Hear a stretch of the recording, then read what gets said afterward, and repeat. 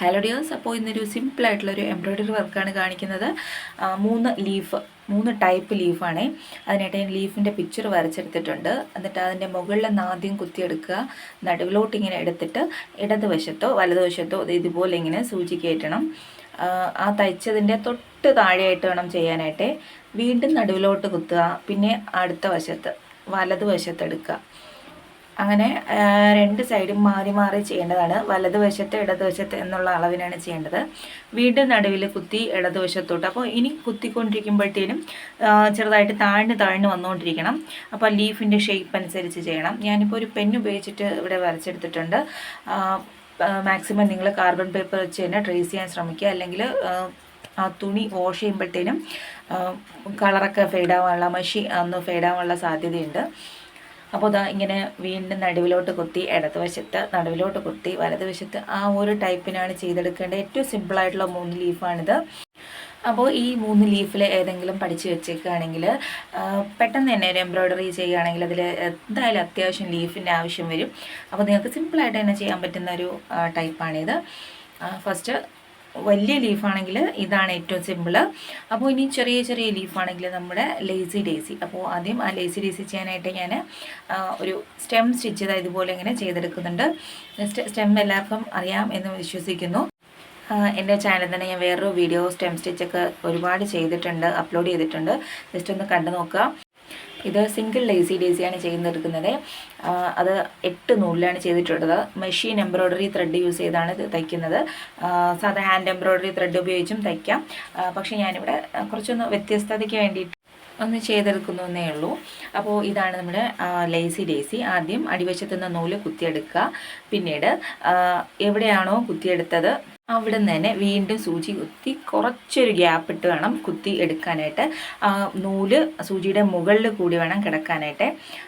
ഇതുപോലെ ഒന്ന് ചെയ്തെടുക്കുമ്പോൾ ഒരു ലേസി കിട്ടും. പിന്നെ തൊട്ട് മുകളിൽ അതിന് ചേർന്നായിട്ട് സൂചി കുത്തി താഴ്ത്തുക, എങ്കിലേ അത് ഫിക്സ് ആയിരിക്കുള്ളൂ. അപ്പോൾ ഇത് വളരെ ഈസി ആയിട്ടുള്ളൊരു ലീഫാണ്. നെക്സ്റ്റ് ഇതുപോലെ തന്നെ കുറച്ചധികം ചെയ്തെടുക്കാൻ പറ്റും. ഇത് നിറയെ കുഞ്ഞു ടൈപ്പിൽ ചെയ്തെടുക്കുകയാണെങ്കിൽ വളരെ ഭംഗിയായിരിക്കും. കുട്ടികളുടെ ഡ്രസ്സിലായാലും നെക്ക് സ്ലീവ് ഒക്കെ ആണെങ്കിൽ ഇതുപോലത്തെ ഒരുപാട് കുഞ്ഞു ലീവ്സുകൾ ചെയ്യുകയാണെങ്കിൽ വളരെ അടിപൊളിയായിരിക്കും. സിമ്പിളായിരിക്കും, പക്ഷേ കാണുമ്പോൾ തന്നെ നല്ല ലുക്കായിരിക്കും.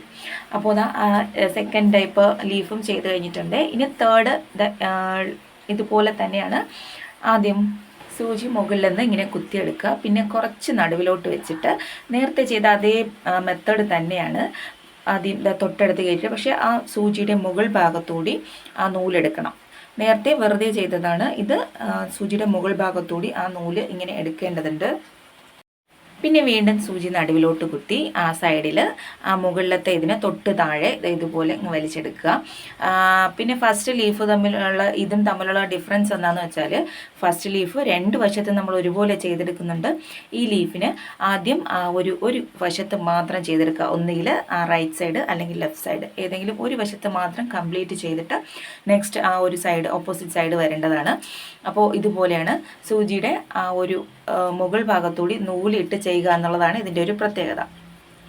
അങ്ങനെ കംപ്ലീറ്റ് ആയിട്ട് ചെയ്തെടുത്തിട്ട് ഇനി അടുത്ത വശത്തോട്ടാണ് ചെയ്യേണ്ടത്.